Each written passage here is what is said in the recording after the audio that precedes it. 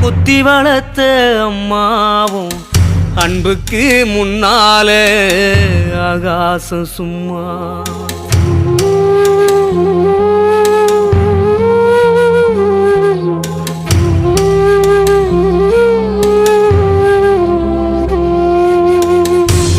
எறும்பு அண்டாம தூசு தும்பு சேராம தொப்புள் கொடி அறுத்தெடுத்த அம்மா,